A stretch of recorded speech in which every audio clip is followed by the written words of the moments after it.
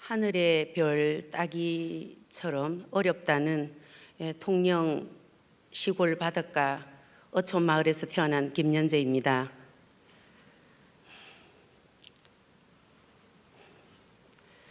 저는 이 간증 자리에 서기 전 예수 그리스도를 나의 주인으로 삼기 전까지, 또는 예수 그리스도를 나의 주인으로 삼으려고 노력하던 그 시기 전까지는 5가지 중독에 시달리며 오물이 흐르는 긴 터널 속을 탈출하기 위하여 그 속에 살아가는 지가 봉황이 될 것처럼 반전의 꿈을 꾸면서 5가지 중독 속에서 하나님을 찾아 헤맸습니다.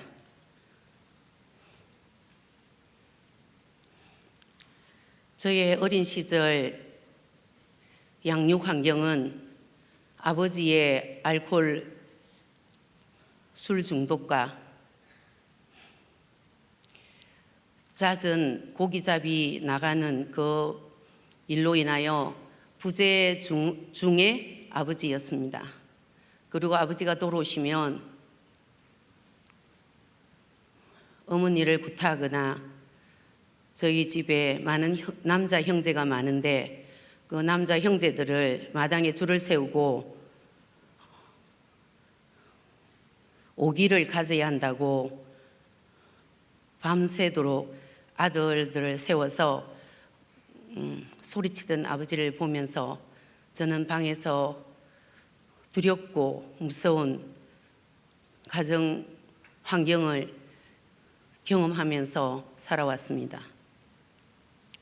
마음속에서 저는 생각했습니다. 오기를 가져야겠다. 예수가 없는, 예수를 만나지 않았던, 예수를 찾고 있었지만 예수님을 인격적으로 내 구주라 믿고 의지하고 날마다 주님의 그 영광을 위하여 살아가지 않았을 때에는 그 오기란 분노의 결정체라는 것을 여기서 부끄럽지만 고백합니다. 어머니의 결혼은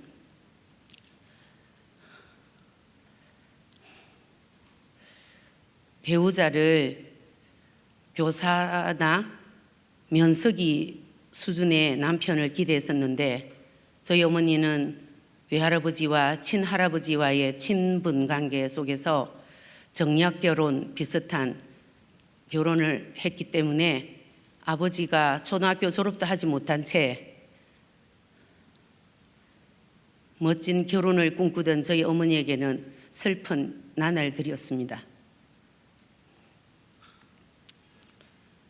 그리고 저는 두려움이 얼마나 하나님을 만나야 하는 간절하고도 간절한 것인 줄도 모른 채 두려움을 한청 두청 저의 무의식 속으로 채워갔습니다.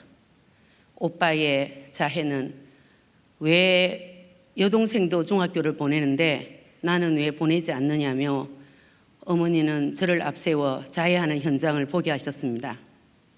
그리고 유일하게 저를 챙겨주던 오빠는 제가 50원 저축해 놓은 돈으로 서울로 갔습니다.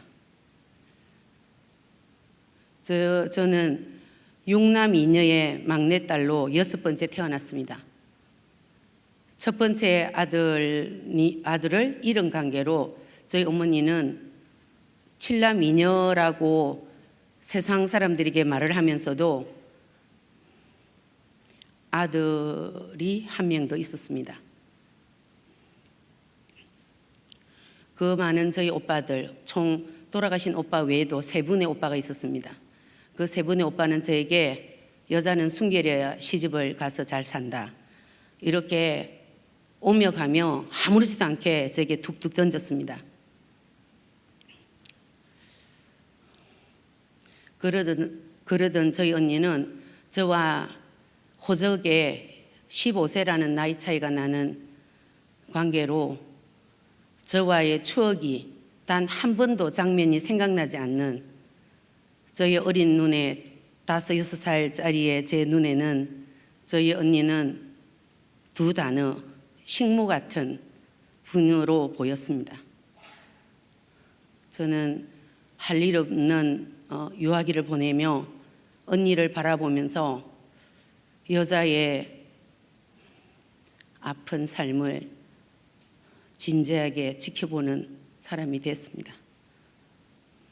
그런 저희 언니는 20살 즈음에 도피를 위한 누구도 저희 가족이 바라지 않는 남자와 교제를 시작했습니다.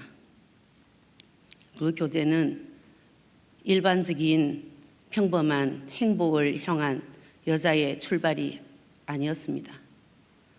제가 여기서 잠깐 짚고 넘어갈 것은요, 이번 간증이 제가 하나님을 얼마나 경외하며 제가 예수 그리스도의 피죽은 부활에 의한 그 부활의 소망, 그 예수님, 오직 주 예수 그리스도를 드러내기 위해서 저의 양육 환경을 고백하고 있지만 이것이 저의 혈육이나 저의 집안에나 또는 지금도 살아계신 저의 언니 가족에게 누를 끼치기 위함이 아님을 미리 밝힙니다.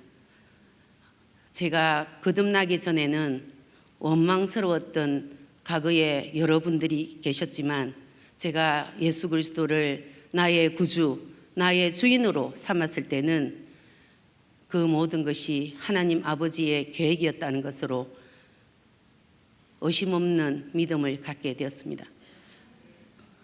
아멘이시죠? 예수 그리스도가 나의 주인이 되기까지 하나님만을 자랑하고 하나님만을 나타내는 이 간증의 시간이 되도록 전달하겠습니다. 언니는 임신과 낙태 반복하며 어린 아이를 놓고 도피를 했습니다. 도피한 후에 그 후유증은 온통 남아있는 저희 형제들과 부모님에게 그리고 홀로 남겨진 어린 아들에게 돌아왔습니다.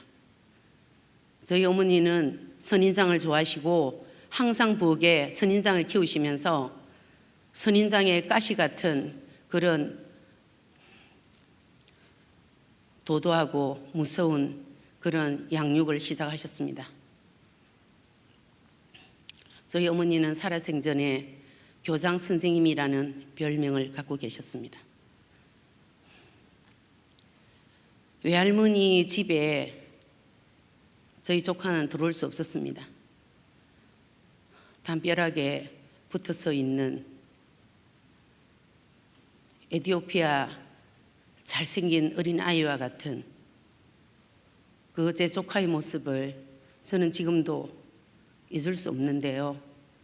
저는 그것 역시 하나님의 끝없는 사랑을 찾아오라는 신호로 지금은 알고 있습니다. 그 어린 조카의 눈망울, 제가 엄마인 것처럼 가슴 쓰리고 아팠습니다. 미역국 사건, 제 인생에서 제가 버려졌다는 심리적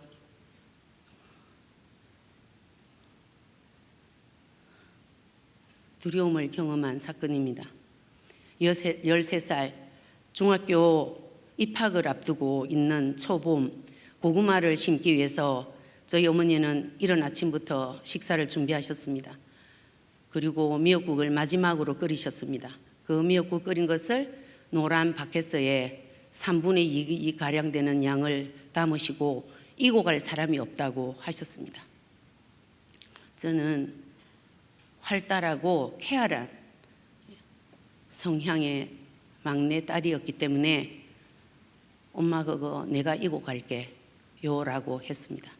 어머니는 1초도 망설임 없이 저에게 그 바켓을 미역국을 머리에 이었습니다. 그 바켓을 이고 돌아서는 순간 처마 밑에서 그 바켓가 제 왼쪽 어깨 위로 등으로 흘러내렸습니다.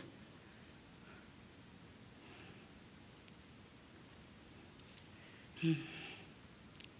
3도 이상의 화상을 여러 군데 생긴 상태로 제가 기르다 놓은 찬물로 온몸을 열을 식히며 입었던 옷을 다 벗어야 했습니다. 그리고 방에 어떻게 들어갔는지 기억이 없습니다. 그러고 있는 저에게 사단은 우리를 졸지도 주무시지도 않고 살아있는 자들을 삼키려고 두루 살핀다는 사단 마귀의 경험을 제가 했습니다. 무당 할머니로 알려져 있는 저희 집안의 할머니께서 제가 평상에 압사가 된 줄 알고 굵은 소금, 고등어나 통영은 고등어가 없고요. 주로 장어예요. 장어의 멸치의 뿌리는 네모 딱딱한 굵은 소금을 한 바가지 제 3도 화상 이상의 부위에 부었습니다. 노란 단백질이 흐르는 그 몸에 그 소금은 통증이 너무나 심각했기 때문에 제가 기절을 여러 번 하고 그리고 하루를 어떻게 보낸지 모르고 있는데 저희 어머니는 나타나지 않았습니다. 저는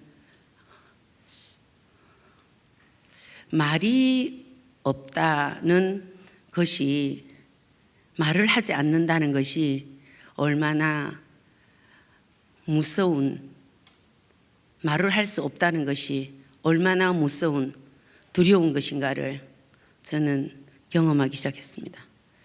엄마 왜 그랬어? 내가 소리 지르는 거 듣지 않았어? 라는 말을 하지 못한 채 30이라는 나이를 넘겼습니다. 무슨 이유가 있겠지.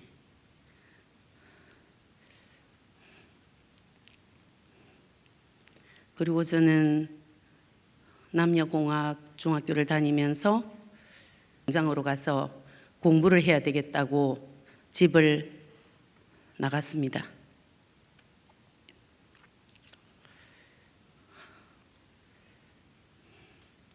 회사에 다니고 상교대로 공부를 하는 환경 속에서 저는 말없이 꿋꿋이 열심히 살면 저의 행복이 엄마와 언니와 다른, 제가 시골 바닷가에서 바라봤던 험한 인생의 주인공의 자리에 있었던 제 눈에 비춰진 아픈 여자들을 보며 저는 그런 여자의 삶을 살지 않으리라 결심하고 화장실에서, 복도에서, 불빛 있는 곳에서 대학을 갈 준비를 하였습니다.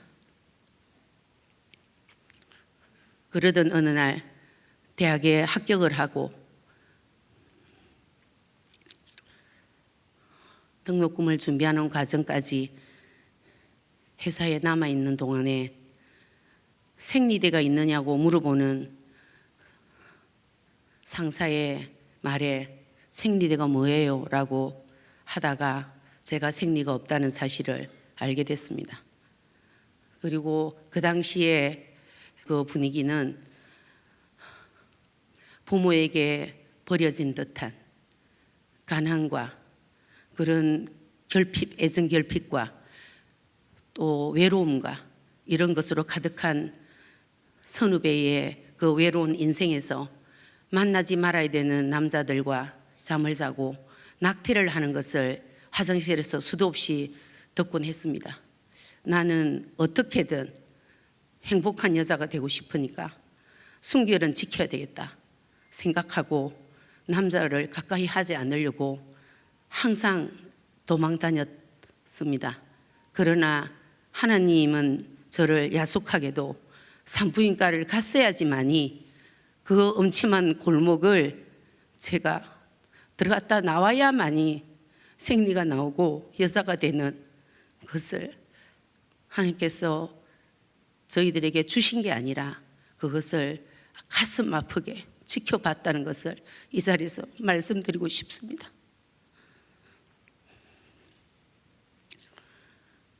제가 제 28살의 사진 한번 보여주시겠어요? 이렇게 참하다, 예쁘다 라고 말을 하며 저에게 결혼을 요구하던 남성들을 피해 다녔습니다. 좀 정신 이상자 같이 저는 대접했고 그 남자의 집에까지 갔지만 돌아오는 길에 연락을 하지 말라고 요구했습니다. 그리고 결혼 날짜를 잡아도 저는 도망 다녔습니다. 저희 집에 인사를 온 사람에게도 거절을 했습니다. 저는 단 한 번도 30이 넘도록 결혼을 해야겠다, 좋은 배우자를 기대하는 걸 한 번도 마음에 든 적이 없습니다. 그러던 제가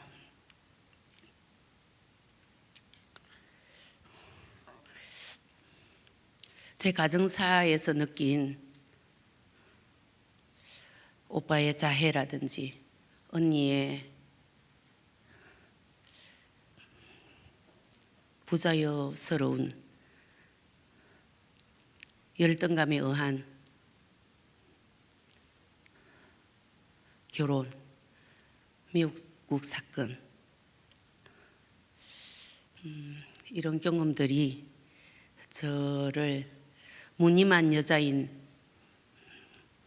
것으로 만들어 갔다고 생각했습니다. 그래서 제가 거짓 메시지에 속지 말자라고 얘기를 한 겁니다. 그렇게 한 것은 하나님이 지극히 우리를 사랑하사 독생자를 주셨으니 그를 믿는 자마다 영생을 얻으리로다 라고 하는 영원히 죽지 않는 그 천국을 소망하게 하시려고 저희들에게 고난을 허락하셨던 것입니다. 그러나 자란 환경이 예수를 모르는 저희 가정과 예수를 제대로 알지 못하던 바르게 알려고 노력도 하지 않은 저의 인생에서는 제가 주인이었기 때문에 제가 느낀 그 환경으로부터의 힘든 시간들이 몽땅 저의 불행을 향한 준비였다라고 저는 믿게 되었습니다. 그래서 남자들과의 교제를 비정상적으로만 하게 됐습니다. 어떤 여자도 쳐다보지 않을 것 같은 남자, 어떤 여자도 가까이 하고 싶은 따뜻함이 없는 남자, 저와 같이 미대를 나오고 가난하게 비닐하우스나 창고에서 잠을 자는, 화실에서 잠을 자는, 밥그릇인지 악교 국그릇인지 모르는 그릇에 라면을 끓여 먹는 그런 분들을 저는 따라다녔습니다. 알고 보니 제가 너무 외로워서 내 편을 만들려고 했던 것이었습니다. 결혼을 위해서 따라다닌 게 아니었습니다. 내 편. 하나님이 원하지 않았지만 저는 내 편을 찾아 헤맸다고 할 수 있겠습니다. 이로 인해서 저는 낮은 자존감의 여성으로 완벽한 준비가 된 사람이었습니다.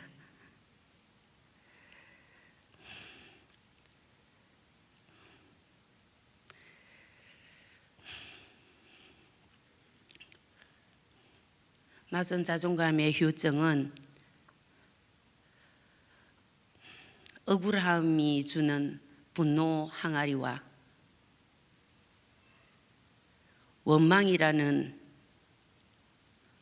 유리 항아리를 늘 챙겨서 누군가가 나에게 실수를 하거나 비난을 하거나 공격을 하면 즉각 화를 내고 짜증을 내고 소리를 지를 것 같은 분노 조절 장애 증상을 항상 준비 자세로 살아가고 있었습니다. 언제나 저는 열심히 샴푸도 팔아보고 영화 티켓도 팔아보면서 이 대학에서 내가 잘 견디면 저는 반전의 기회가 오리라. 언니처럼, 내가 본 언니들처럼, 내가 본 엄마들처럼 살지 않을 거라는 그런 결심을 가지고 공부 중독이라는 현장 속으로 들어갔습니다. 공부를 위한 거라면 뭐든지 팔 수 있었고 뭐든지 잘해야겠다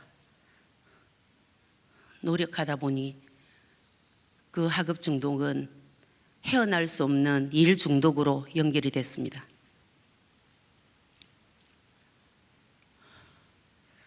남자를 내 편 만들겠다고 늘 추위를 느끼던 저의 가정집을 지나서 저의 따뜻한 가정을 이뤄보겠다고 시작한 저의 결혼은 폭력과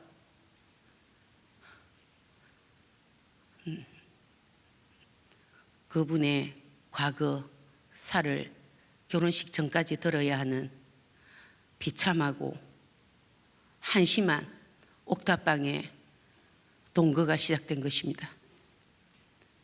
그것을 어떻게 제가 정상적인 아가씨가 그렇게 야무지고 그렇게 재능이 많고 초등학교 때부터 중학교까지 학교에서 공로상을 받았던 저는 집안이 좋다, 재능이 많다 그러한 자긍심을 가지고 살아오던 제가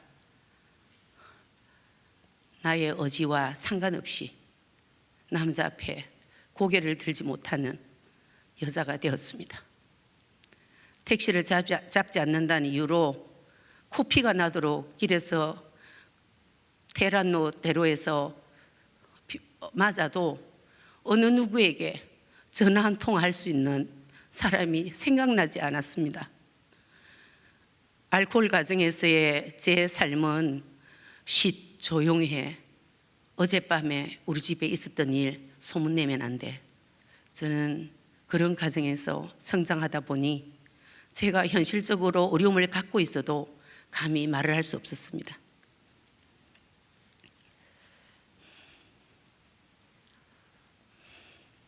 일 중독이 되면요, 붉은 표시가 되어 있는 빨간 날은 더 돈을 많이 주는 알바를 해야 했고,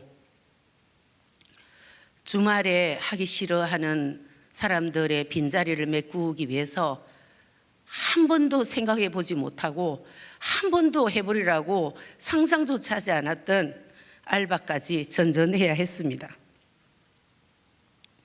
그런 중에도 하나님께서는 제가 아바 아버지라 부르지도 않는데도 불구하고 선한 사람들을 보내주셔서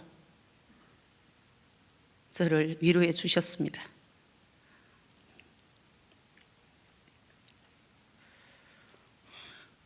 그 여자의 낮은 자존감은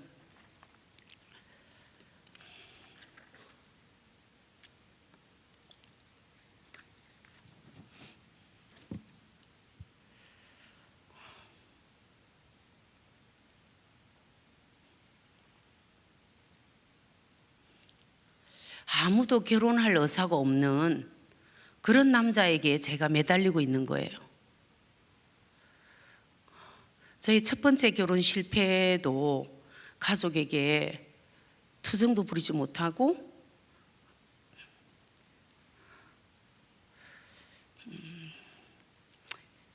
슬픈 그냥 이웃집 얘기처럼 끝났는데요. 그럴 때 저희 어머니는 저에게 동네 창피해서 밖을 못 나가겠다라고 하셨습니다. 저는 그의 어머니 말을 듣고 그렇지, 언니도 엄마가 원하는 만석군의 집에 결혼도 못 시켰는데 나도 이렇게 실패를 했으니 엄마가 원하는 대로 떠나줘야겠다라고 마음을 먹고 죽음을 생각했는데 죽음 준비를 나름 철저히 하고 있는데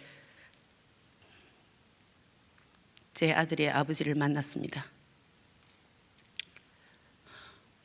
나는 2대째, 즉 3대째 이어지는 기독교 집안의 아들인데 나는 예수를 믿지 않아. 나는 인생사가 이렇게 복잡하고 막막하고 나는 스님이 되려고 절에 갔다가 부처의 제자 공부를 시작했어. 그런데 내 의도와 상관없이 여자가 생각이 나서 내려왔다고 합니다. 또 저는 하나님께서 이제는 와야지 하는 사인인 줄도 모르고 저는 저의 오만과 저의 자신감과 제가 주인 되었던 것을 아주 자랑스럽게 생각할 만큼 악으로 가득한 생각 속에 살아 있었습니다. 그분의 결혼 조건은 결혼식을 하지 말자, 아이를 낳지 말자, 집을 구하지 말고 화실에서 살자 였습니다. 그럼에도 불구하고 저는 좋은 옷을 사드리며 나랑 결혼해 달라고 따라다녔습니다.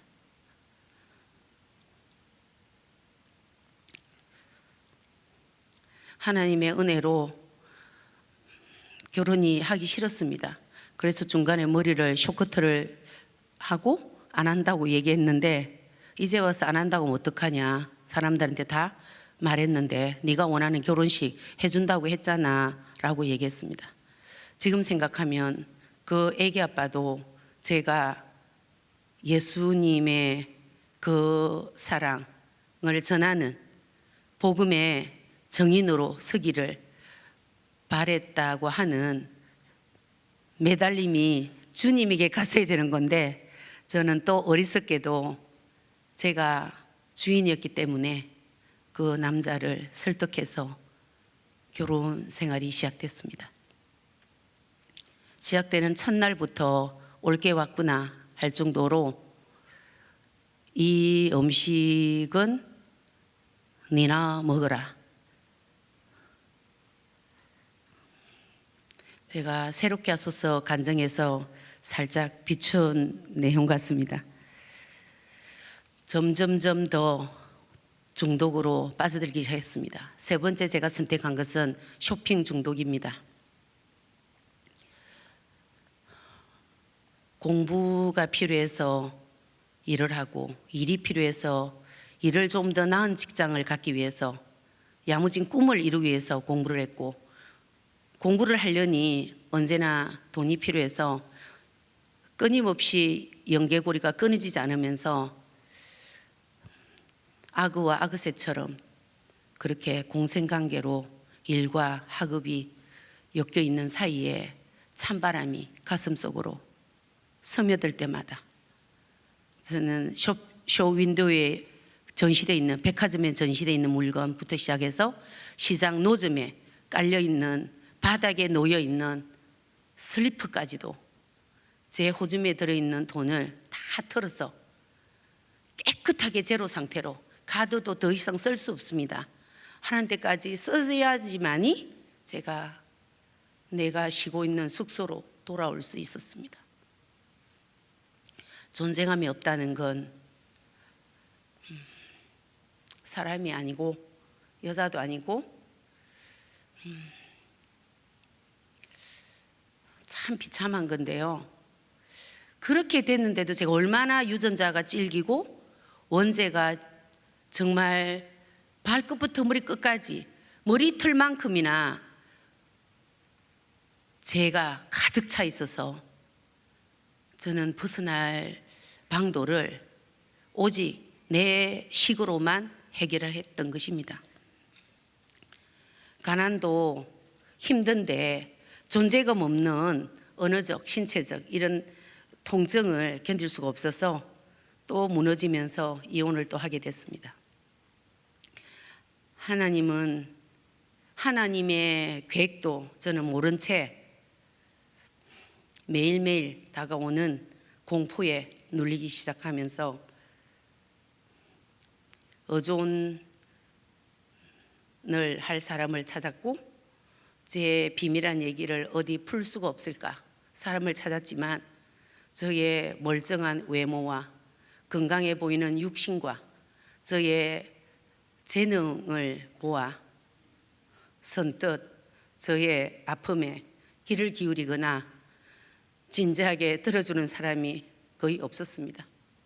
그러던 중에 저는 가면을 쓰기 시작했습니다. 아프지 않는 척, 많이 아는 척, 돈 좀 가지고 있는 척, 여유가 있는 척, 괜찮은 집에 사는 척, 좋은 차를 타는 척.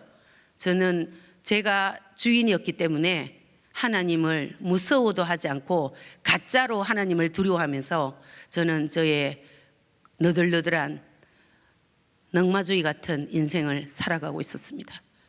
저의 양심은 부끄러웠기 때문에 그 모든 죄가 제 잘못이라고 알았기 때문에 돈이 없다, 너무 힘들다, 죽고 싶다, 나 좀 쉬게 해달라, 나 좀 데려가서 내가 먹고 싶은 거 좀 사달라 말이 나오지 않았습니다. 그저 하나님께서 은혜로 보내주시는 그러한 귀한 분들에 의해서 저는 가뭄에 담비를 마시듯이 숨을 겨우 쉬고 있었습니다.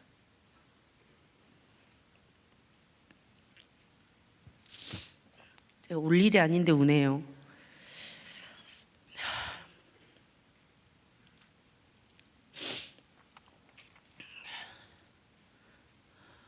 중독은 정서적 가문입니다.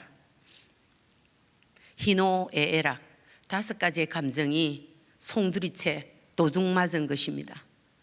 웃어야 할 때 웃지 못하고, 울 때 울지 못하고, 화날 때 화를 내지 못하고,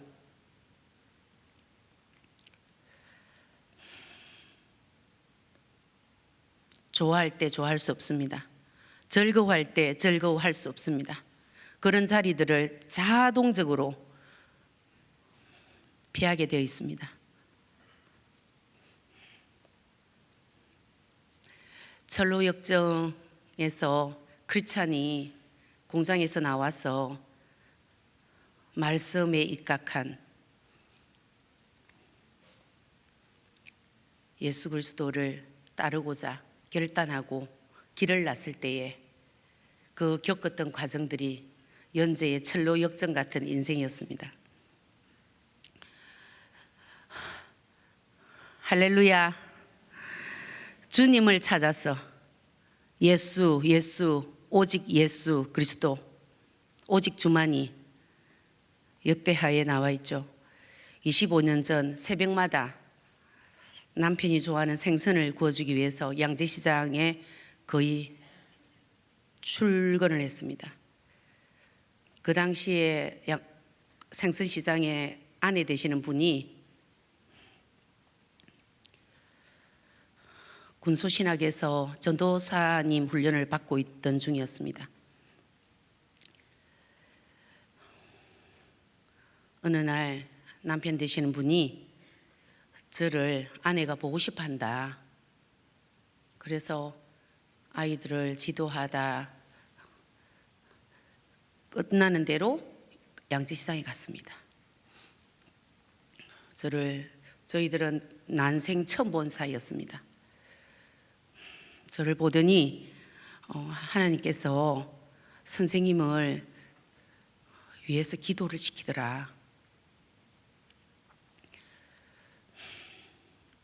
부모도 모르고 남편도 모르고 아무도 모르는 고난, 고통, 외로운 길을 처참한 그 길을 한겨울에 강바람을 쐬는 듯한 그런 발가벗은 모습으로 제가 서 있는 걸 환상으로 보여주셨다는 거예요. 그리고 기도를 2시간 동안 쉬지 않고 시켰다고 했습니다. 그 딸을 예수 믿게 해라. 영상 필름처럼 지나가듯이 그분이 환상을 보고 들은 얘기를 저에게 몇 시간 한 것 같습니다. 저는 태어나 처음으로 항상 안 그런 척, 괜찮은 척, 잘난 척 이렇게 했기 때문에 거기다가 쟤도 인정 안 하는 예쁜 척 하고 이렇게 있었기 때문에 그 달구뚝 같은 눈물이 나올 리가 없는데 하염없이 제가 달구뚝 같은 눈물을 흘리며 하나님이 살아있다는 건 내가 알지만 살아있는 건 몰랐지만 제가 7살 때 예배당을 다녔거든요. 겨울 크리스마스 행사 때 잠시 갔다가 고요한 밤, 거룩한 밤, 동방박사 3사람 그리고 짧게 말씀을 외워서 여기 서서 제가 상을 받았던 선물을 받았던 기억이 납니다. 그래서 저는 하나님이 살아있다는 거라기보다는 저희 어머니가 항상 말을 했어요. 누가 본다. 저희 어머니는 성경 말씀 하나도 모르는 사람인데 그냥 한문만 공부한 사람인데 누가 본다. 행동 똑바로 해라. 항상 그게 저희 형제들을 가리키는 지침서였습니다. 누가 본다. 옆집에 흙도 발에 묻혀오지 마라. 발바닥에. 아무도 없으면 들어가지 말라고. 알겠나? 그리고 또 깨소금 한 톨도 받았으면 고마움을 표현해야 된다. 알겠나? 그리고 깨소금도 꼬우지 마라. 알겠나?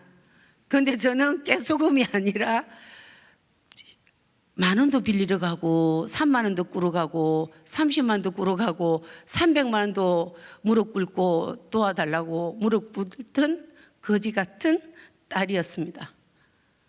하나님이 이제 오지 그래 라고 사인할 때 다정하게 부를 때 조용히 상처 가운데로 환난 가운데로 부르실 때 우리는 나의 재성과 나의 원죄와 유전죄로 인한 자범죄와 온갖 탐심과 욕심 사이에서 그것을 상처라 말하며 내려놓지 않습니다.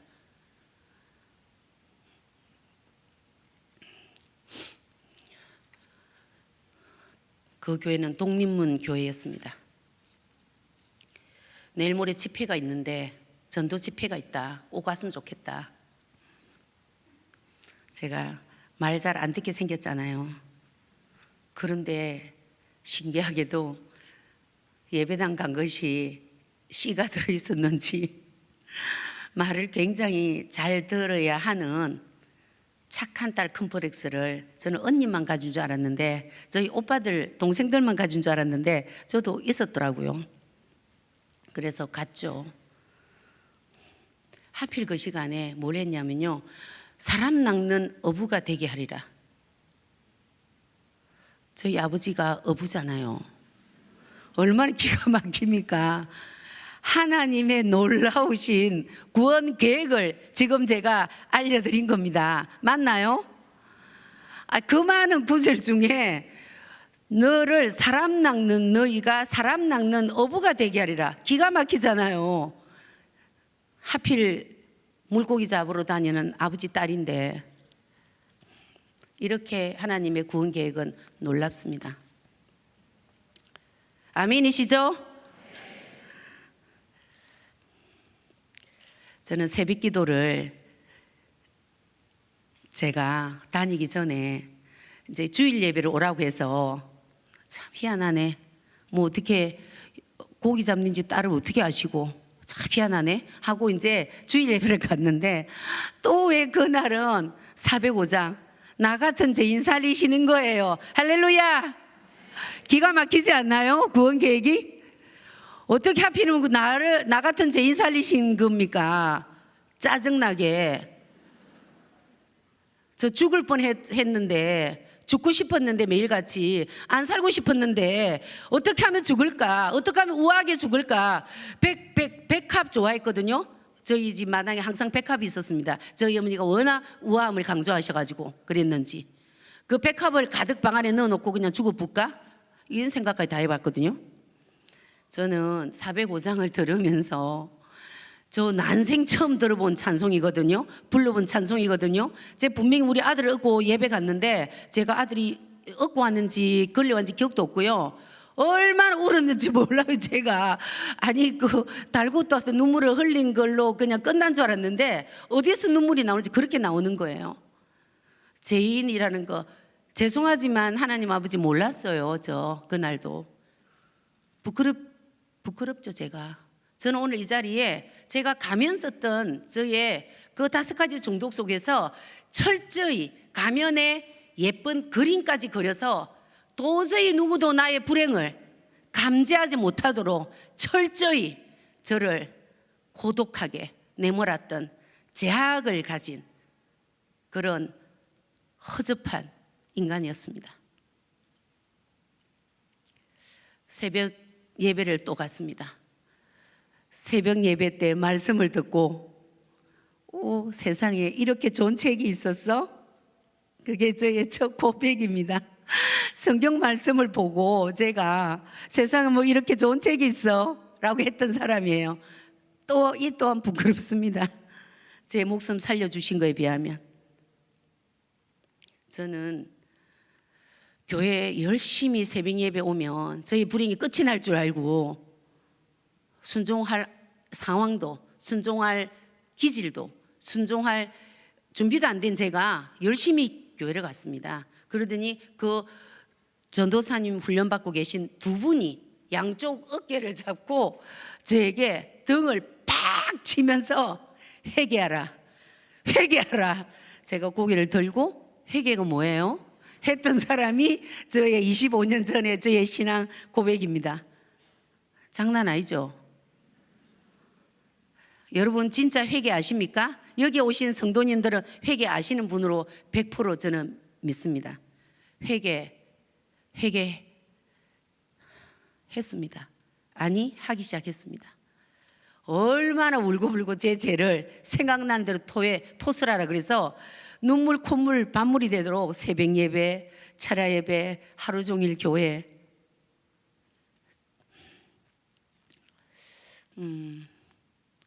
제 몸에서 벌레가 입 밖으로 나오는 회개의 경험을 제가 했습니다.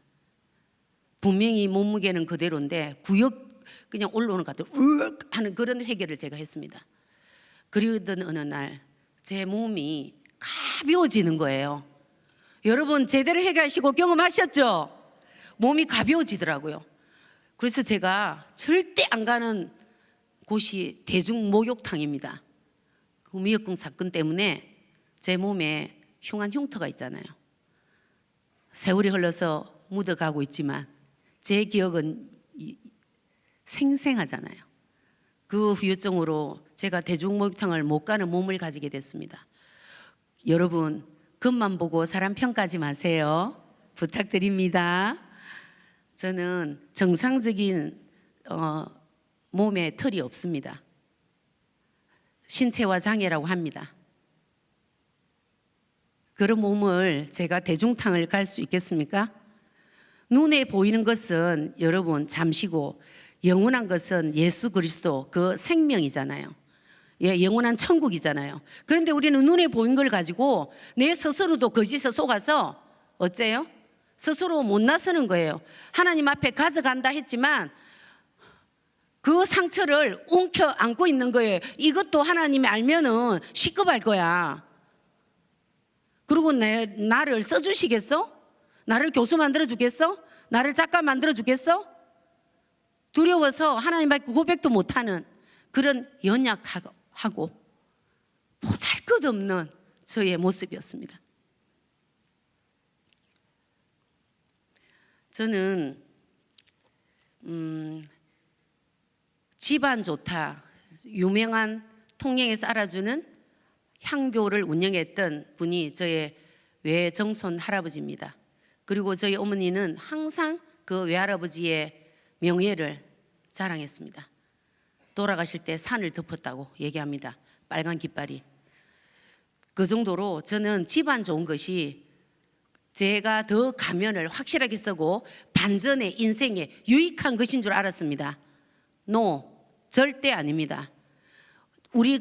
제가 믿고 있던 그 든든한 백들, 그 배경, 뭔가 괜찮은 혈통이, 집안이 인물 좋은 게, 학력 좋은 게 하나님을 만나는데 걸림돌이고 장애라는 사실을 여실히 절절히 느끼고 살아가고 있습니다.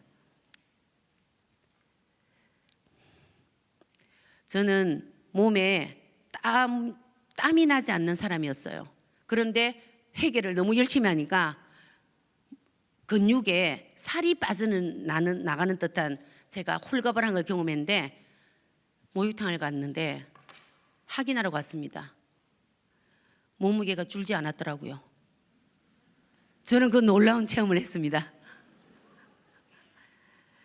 그리고 분노가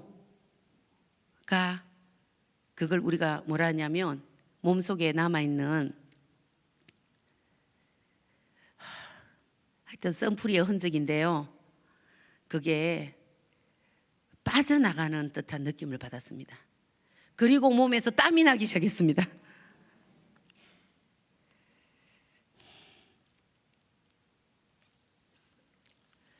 하나님을 만나려고 노력 많이 하는 것 중에 10의 2조를 드리며 종교 중독자로 또 등록이 됐습니다.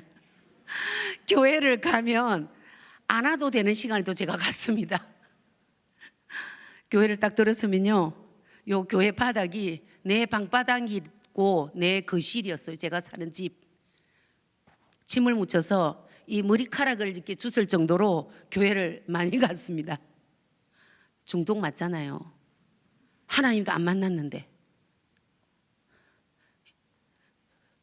주는 나의 주인이시오. 고백도 안 했는데 저는 그 짓을 하고 있었습니다. 그리고 전도사님께서 전도 열매를 꾸며라 해서 또 칭찬을 한번 받아보려고 제 의식이 너무 많았거든요. 제가 좀 소멸되나 싶어서 엄청 큰 벽에 포도송이 있잖아요. 0.2cm에서 3cm짜리 포도송이를 한 몇천 개를 오린 다음에 그것도 색깔별로 동색 계열로 청포도, 적포도, 연두포도 이렇게 오려서 넝쿨까지 잎사귀까지 막 이렇게 미대출 진답게 이렇게 했는데 전도사님이 이른다? 그거 아니고 그거 옮겨 저쪽으로 식당으로. 여러분, 내 안에 상처가 얼마나 사이즈가 큰지를 모르시면요, 그냥 자라면 뭐가 되는 줄 압니다. 무지의 제약입니다. 내 죄를 직면할 수 있는 용기를 주님께 달라고 기도하셔야 됩니다. 내가 왜 엄마를 용서하지 못하나? 왜 엄마의 사랑이 느껴지지 않나? 엄마의 말이 왜 의심스러운가? 왜 나는 엄마랑 사진을 찍지 않는가? 나는 왜 언니와의 추억이 없는가? 나는 왜 어머니에게 다정스럽게 다가가지 못하는가? 왜 우리 집에는 어머니가 안 오는데 왜 외롭지도 기분이 나쁘지도 않는가? 얼마나 무서운 제약입니까? 직면하셔야죠. 왜 예수쟁이 우리 어머니가 믿어지지 않나? 왜 가짜배기 예수 같나? 라고 자식이 말하는데도 하나님 앞에 회개할 자세가 안 돼 있더라고요. 제가 소름 끼칩니다. 그 눈빛에 악스러운 거, 그 표정에 악스러운 거, 그 몸에서 뿜어져 나오는 분노의 잔재들, 짜증, 그리고 비난, 그리고 가르치는 말. 어머니는 그 세계를 가급적 안 하는 것이 그나마 준 결핍을 채우는 지름길이거든요. 제가 이제 그러다가 왜 하필 나예요? 라고 이제 울기 시작했습니다. 새벽마다 교회 가서 바닥을 비비면서 전도사님이 너무나 안쓰럽게 쳐다볼 수밖에 없도록 교회를 그렇게 자주 찾아와서 왜 나냐고 울었습니다. 왜 하필 나냐고 울었습니다. 왜 하필 나냐고.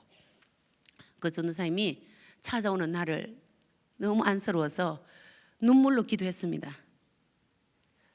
너가 쓸 데가 있단다. 제가 또다시 외쳤습니다. 그 뒷날. 저 쓰지 마세요.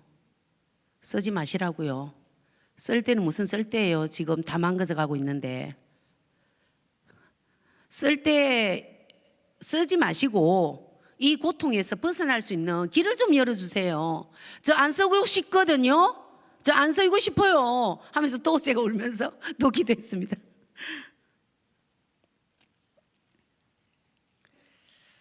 그러던 저에게 현실은 막막하고 하기 싫은 일은 공휴일도 주말도 내가 여자인지 사람인지 발톱 3개 빠져가면서 카페 일을 하지를 않나.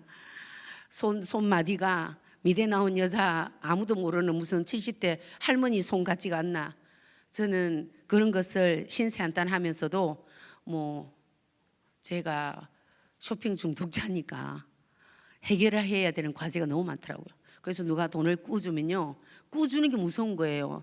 또 제가 오다 가다가 또 눈길이 딱 마주치면 걔를 사야 되니까요. 돈이 아무것도 없어질 때까지. 그렇지 않으면 어디 가서 죽지? 산에서 내려가 볼까? 나 통영 사람인데 통영 바닷가에 버스 타고 가서 한번 그냥 그 산 꼴짝에서 굴러볼까? 별 생각을 다 하게 되니까. 그리고 제가 예전에 꿈이 화가였는지, 제가 지금 공부하고 있는 게 뭔지, 내가 여자인지 애 엄마인지 그리고 제가 사람인지 구분도 안 갈 정도로 제가 중독에 빠져들고 있었습니다. 그러다 보니 그 돈을 감당하기 위해서 밤낮으로 알바 종류를 다 뛰어야 돼가지고요, 몸이 아프기 시작한 거예요. 폐결핵, 또 목의 수술, 또 몸 안의 수술, 또 어쨌든 약이 이제 떨어지면 안 되는 약물 의존까지 제가 된 겁니다. 한 5가지 정도 되죠. 참. 자, 다음으로 극적인 관계로 넘어가겠습니다. 주님이 알려주신 좁은 길에 섰습니다. 예수 그리스도 한번 만나고 싶었습니다. 믿기로 했습니다. 이러다가 내가 갖고 싶었던 이 아들도 책임질 수도 없을 수도 있겠구나. 그리고 제가 꿈이 야무졌는데 신학대학교 전임 교수가 되고 신학대학교 군소신학대학교의 총장이 되고 아주 야무진 꿈 가지고 있었기 때문에 가면을 벗을 용기가 나지 않았기 때문에 예수님을 믿는다는 것이 참 힘들었거든요. 그런데 제가 그냥 믿어야 되겠다라는 결정적인 것이 사실은 저에게 목이 조이듯이 올 때 하나님께서 주시는 선물들이었습니다. 그런데도 말씀이 없으니까, 말씀이 육신이 되지 않으니까 또 5가지 중독이 잦아드나 싶으면 또 올라가고, 또 이게 죽으면 저게 올라가고, 그렇게 저의 삶을 좀 먹어가고 있었습니다.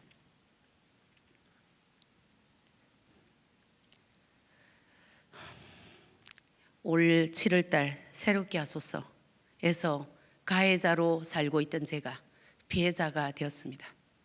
하나님께 진심으로 감사드렸습니다.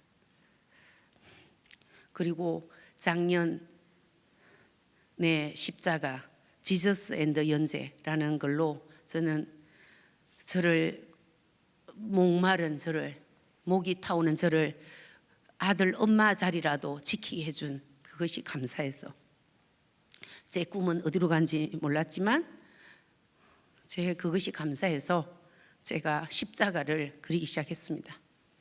그 전에도 힘들 때면 십자가를 많이 그렸지만 제가 작년에 그린 십자가는 생각지도 못한 현실 속에서 제가 생활비를 벌어야 되는 상황까지 딱 몰리니까 뇌를 다치고 박사학위를 받았지만 그게 의미가 없었습니다. 그리고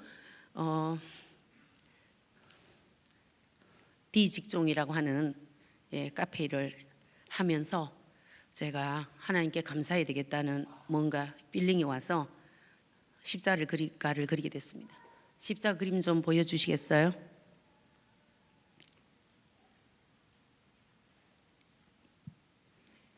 이 왼쪽에 보이는 이 그림은 철로역정이라는 제목의 작품입니다.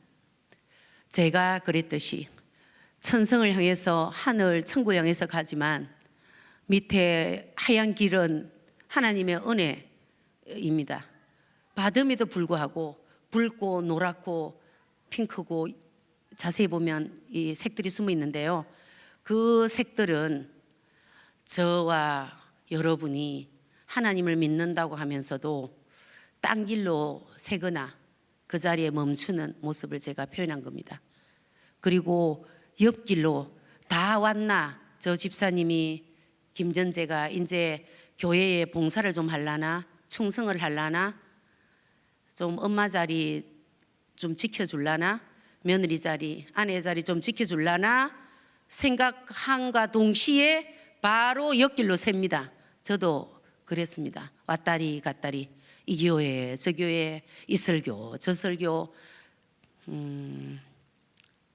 등록을 했다, 안 했다, 전전했죠. 저도 옆길로 새는 그 저의 삶을 고백한 철로역정입니다. 오른쪽의 것은 세상이 진흙탕 같고 요지경 속이어도 예수 그리스도 피, 죽음, 부활, 나의 죄를 죄에서 구원시킨, 죄에서 제사함을 해주신 피의 그 언약, 피의 희생, 피로 인한 아가페의 사랑, 그 사랑에 의해서 죽었고 못 박혔고 그것으로 인해서 부활로 이어져서 우리에게 영원한 생명을 약속하신 부활, 거기 가기까지 우리는 끊임없는 유혹과 진흙탕 같은 상처와 거짓과 탐욕과 정욕과 이성의 자랑과 그리고 나가 할 수 있다라고 하는 I can do it이라고 말하는 나는 할 수 있다를 끝없이 무슨 그것이 대단한 자기 성찰인 것처럼 그것이 영원한 자기의 행복을 보장해 줄 것처럼 나는 할 수 있다라고 외쳤던 내가 주인이었던 삶을 저는 과감하게 버리기로 마음먹었습니다. 그래도 그게 말뿐이지 잘 되지 않더라고요. 저는 많이 속았죠. 그러던 제가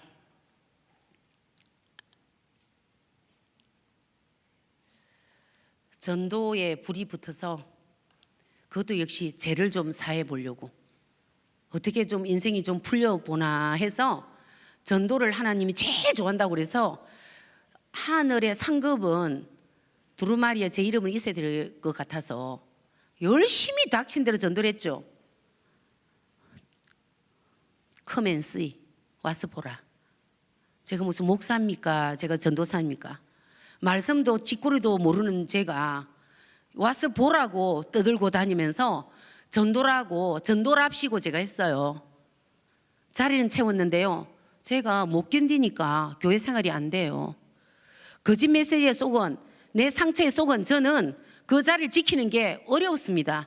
전도한 그 아리따운 아가씨가 저를 배신합니다.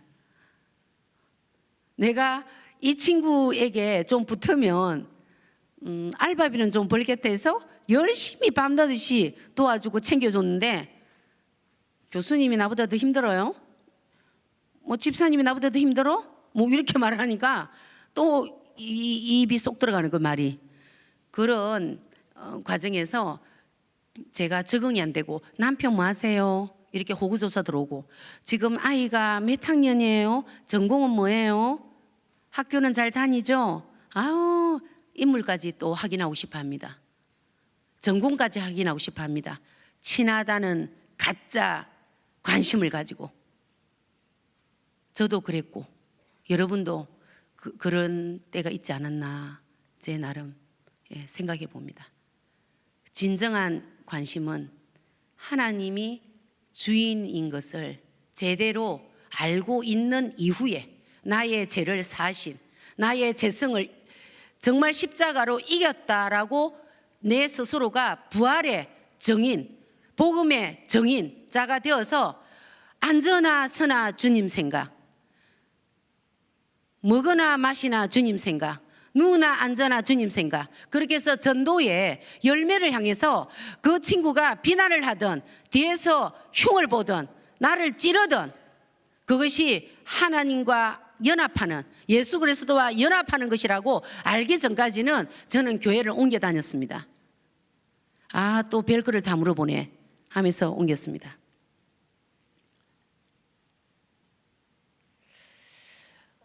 또 이렇게 말했습니다. 너 예수 믿어? 믿는데요. 왜냐하면 그냥 너랑 나랑은 천국에 가면 청이 다를 것 같아. 난 3층인데 너는 아무래도 지하 3층 갈 것 같아. 천국 가가지고 청이 다르면 찾기 힘들어. 만나기도 귀찮고. 예수 좀 제대로 믿고 같은 청에서 좀 보면 안 될까? 이렇게 말할 정도로 악한 성도였습니다. 이러던 저에게 다니엘 기도에 오라는 초청이 왔습니다. 한 달 동안 멍했습니다. 왜 내가 여기를 가지? 그분들처럼 아닌데 내가 왜 가지? 라고 했다가 하나님이 너를 쓸 때가 있다라고 한 것에 희망을 걸고 참석하기로 하고, 계속 다니엘 기도회와 과거에 했던 것과 지금 참여하시는 귀한 간증자님들의 간증을, 살아있는 생생한 간증을 들으면서 제가 얼마나 어리석었고 얼마나 불신자였는지를 확인하면서 준비하는 동안에 올게 왔습니다. 저는 이것이 계기가 돼서 나를 부인하고 나의 십자가를 감사함으로 달게 지는 기적의 역사가 일어나게 됐습니다. 항상 저는 가면을 쓰고 포장을 하고 반전의 기회만 노리던 인생이었기 때문에 교수라는 호칭과 박사라는 호칭을 떼어내기가 너무 힘들었습니다. 그런데 박사 된 지, 논문 통과한 지가 올해가 6년째고 졸업을 내가 5년 전에 했고 통과된 지는 6년 됐는데 박사 호칭을 뗐으면 좋겠다. 좀 교재에 신경이 쓰인다. 교수 호칭을 좀 뗐으면 좋겠다. 지금도 시간 강사하고 있지 않냐. 이런 얘기를 들을 때마다 그냥 절벽에 저를 등 떼어미는 것 같았어요. 기분이. 그런데 아니라 다를까 어렵게 오랜만에 저희 교회에 오신다는 한 자매님이 셈으로 통일합시다. 그녀는 어떤 사연이 있든지 그건 제가 정확히 모르지만 저와 다른 여유 보이는 삶을 살고 있는 것으로 제가 착각할 만큼 나보다 더 안정된 삶으로 보였습니다. 그런 분이 저만큼 그렇게 도그 고생 안 한 것 같은데 이 셈이라고 떼자고 하니까 죽을 것 같은 거예요. 그래서 제가 말문을 닫아서 톡 답을 하지 않았어요.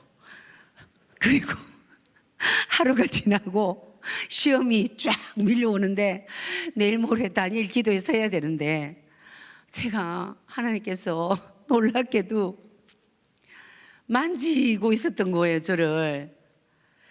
저희 교회 담임 목사님께서 교회 화장실 페인트 색을 좀 골라달라. 페인트가 좀 채색이 필요하다. 코로나로 인해서 이제 교회 예배 못 드리다가 이제 이번 주부터 드리게 되니까 저를 불렀어요. 한 3, 4주 전의 이야기입니다. 다니엘 기도회가 이렇게 하나님의 역사가 대단하다는 것을 제가 선포합니다. 어떻게 그런 일이 있을 수 있겠어요? 제가 6년을 버티고 있던 거였는데 난 평생에 내 묘비에 묘비 없지. 내 우리 아들한테 나 묘비 하지 마. 엄마 쪽팔리게 살아가지고 묘비 필요 없어. 안 해도 돼. 그냥 가루 만들어갖고 저 바닷가 물고기 밥 만들어주면 돼. 이렇게 했던 사람인데 무슨 묘비에 박사 교수 호칭이 있기를 그런 거지 같은 기대를 걸면서 있었던가 봐요. 이 호칭을 통해서 제가 시험 들게 했던 분들이 있다면 제가 이 자리를 빌어서 사과드립니다. 왜냐하면 그 사람들이 이런 호칭을 받을 수 없어서 안 한 게 아니라 저는 양보했고 포기했고 때를 기다리다가 놓쳤다는 사실을 알게 됐습니다. 그래서 저는 박사 교수 호칭을 내려놓는 법도 모른 채 왜 내려놔야 되는지도 모른 채 목사님한테 갔습니다. 이게 다니엘 기도가 제게 준 최고의 축복이자 선물이기 때문에 제가 이 얘기를 다르게 조작할 수 있었지만 솔직히 말씀드리는 겁니다.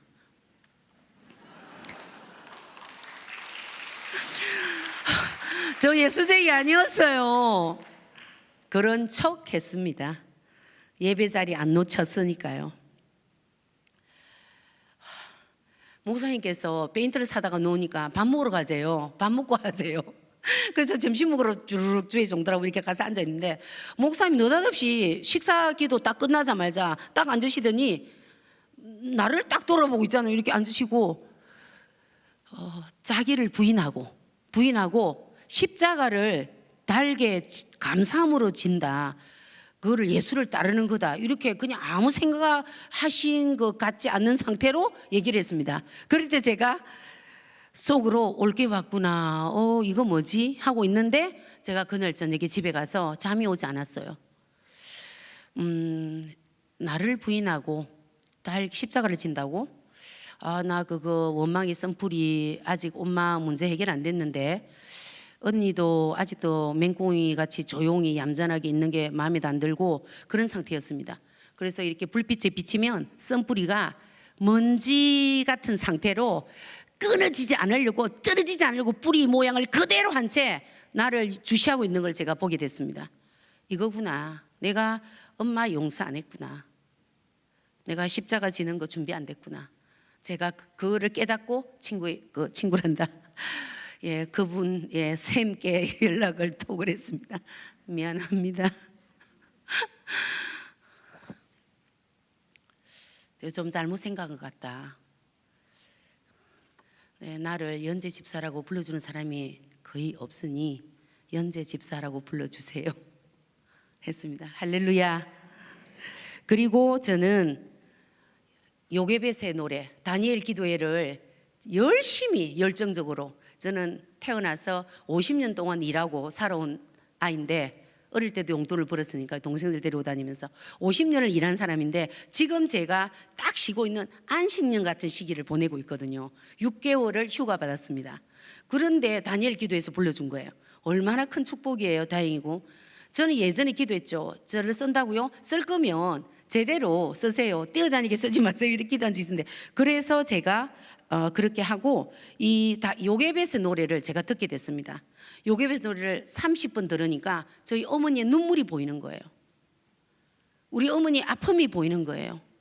그리고 우리 언니의 아픔이 보이는 거예요. 우리 언니의 눈물이 보이는 거예요.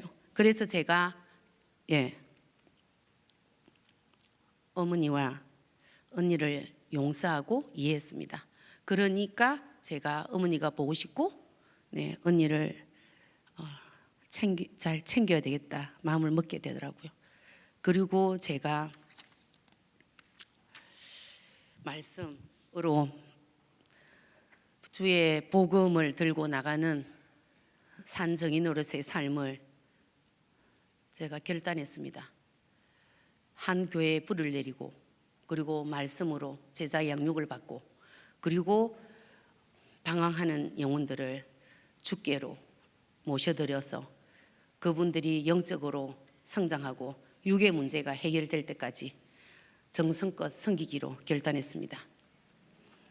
갈라디아서 2장 20절 말씀, 내가 그리스도와 함께 십자가에 못 박혔나니 그런즉 이제는 내가 산 것이 아니요 오직 내 안에 그리스도께서 사신 것이라. 이제 내가 육체 가운데에서 사는 것은 나를 사랑하는 하나님의 아들을 믿는 믿음 안에서 사는 것이라. 그리고 마지막으로 제가 고린도후서 5장 17절 말씀으로 저의 부끄러운 가면을 벗고 부끄러운 간증을 마치면서 고린도후서 5장 17절로 제가 승리했다는 것을 여러분에게 선포합니다. 그런즉 누구든지 그리스도 안에 있으면 새로운 피조물이라. 이전 것은 지나갔으니 보라 새 것이 되었도다. 아멘. 하나님 감사합니다.